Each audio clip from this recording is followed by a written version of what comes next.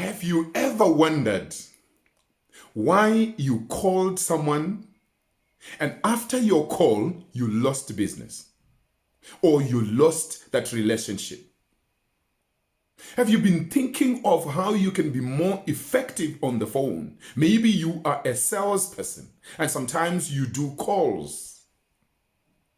Maybe you have actually lost some relationships, even with your loved ones or with your colleagues, because of lack of telephone etiquette. For some time, I've wanted to do a video where I just alert my friends and my mentees and my circles and anybody else who is interested on the importance of using the phone call wisely. All right, so today I'm looking at telephone etiquette or do's and don'ts of phone calls. Let's say you are calling someone. Number one, do you know the person? If you don't know the person, you are at a little bit of a disadvantage.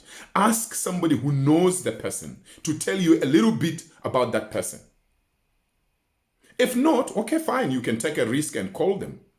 But I will give you further advice on how you can be wise enough and more effective in telephone calls as you go further. If you know the person, you will be able to know whether they appreciate telephone calls or they don't. For example, due to my busy schedule, I don't appreciate telephone calls.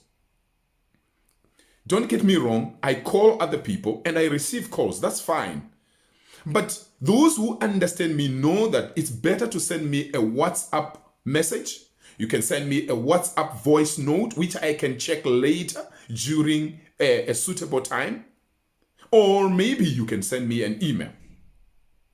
Most successful people already schedule their day in advance. So your telephone call has not been scheduled and it's likely to be an interruption. I know somebody who used to work with me and they were my supervisor. They prefer SMS or email. They don't like WhatsApp. They don't like calls. So if possible, find out first whether this person can take calls without getting irritated. It's very important. That's number one. Number two, your posture matters. That's why you find that when you call someone or you receive a call while you are lying in bed, somebody can hear that. You take a call while you are in the bathroom, somebody can hear that. You take a call while you are standing up, even in the office, it's advisable that as you are calling someone or as you are picking a call, it's wiser for you to stand up so that you have all the energy, all the vibes, and your voice projection is loud enough. All right, so your posture also matters. The third thing is a smile. You may not know that smiling actually matters even on the telephone call. You see, when you are talking to somebody face to face, you have an advantage. There is body language, there is eye contact, you have gestures and all those things. But on the phone, all those things are not there. So you need to be felt on the phone. Your positivity must be felt on the phone. Your smile can be felt on the phone. I have a friend that I had to talk to, seriously. I said to him, the way you answer phone calls is not right. He said, why? I said, why is it that when somebody calls you, you answer as if you are fighting? Hello, who is that? Who is that? No, relax. This is a conversation. You don't have to be fighting. You don't even know who is calling you. You don't know what opportunities they want to present to you. Even if they are angry, you don't know what they are about to correct you. So take it easy and be nice. All right? So a smile is very important. Number 4, greet the person on the phone. Hello? How are you, Dr. Mutoko? Not hi there. No. There's no one called hi there. You need to greet the person by their name. This means even if you are looking for a job, or maybe you are looking for some business opportunities, or you are looking for business partners, you are looking for funders, or you are talking to loved ones, it's important for you to mention the name of the person that you are talking to. The sweetest music in anybody's anybody's ears is the sound of their name. Never mistake that. Number 5, ask the person whether it is a good time to call them. Hello, Dr. Mutoko. Is this a good time to talk to you? Very few people have been trained to do that. Hello, Dr. Mutoko.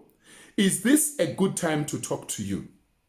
It's a very important question because sometimes someone can answer the phone, but they are just going into a meeting, or they are in a meeting, or they are driving.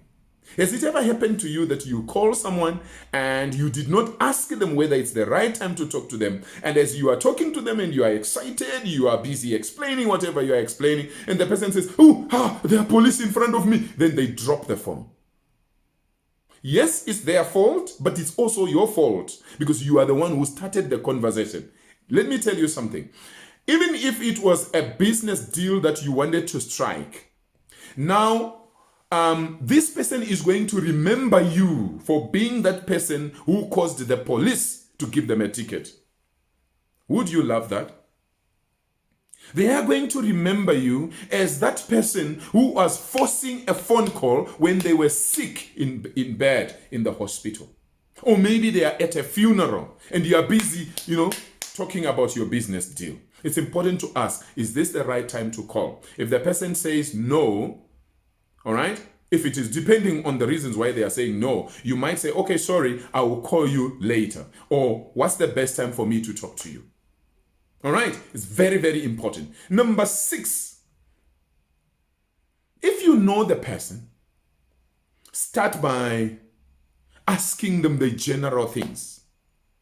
Probably, how is your wife? How is your family? Or how is the weather today? That side, here it is like this, like this. If you know the person, like I know one person, we collaborate a lot, and I'm in Botswana, Africa, and this particular person is in the United Kingdom.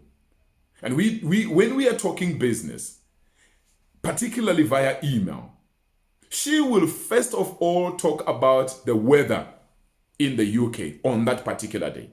Today, the weather is like this, like this, like this. How is the weather that side? And then she writes the rest of the email. That's how she prefers it. So if I'm going to be very effective, each time I send her an email, I also start by talking how the weather is in Gaborone. Remember, it's about clicking. That's not my style, but that's her style. Now, in some cases, you also, if you know the person or you don't know the person, it's fine. You just greet them, ask whether this is the right time to talk to them, and then you tell them the reason why you have called. I'm not saying when you are talking to anybody, you will always ask about weather and all that, because some people are different. They might actually say, hey, you are wasting my time. So you need to be very sensitive there. All right? Number 7, state the reason for the call. Why are you calling? And by this time, I'm sure you have already mentioned your name, or you can mention your name at this juncture. It's difficult for me to say to you, this is what you must do in a call, because sometimes you're calling somebody and that person can answer and then they tell you their name and all that. So it's difficult for us to say, this is how you do it, okay? Number 8, keep smiling. Keep being positive-minded. Keep the vibe throughout the conversation. Now, let's look at some don'ts. What are some of those things that you should not do while you are phoning? Don't be in a noisy place when you are calling someone. And also, don't answer the phone when you are in a noisy place. You are going to irritate the other person. It would rather be better for you to miss the phone call, and then call back while you are in a stable place. Imagine maybe you are in a lot of traffic, or maybe there's a lot of music in the background. You don't want everybody to hear the kind of noise that is happening there. Don't. Never call someone or receive a call when you are in the toilet.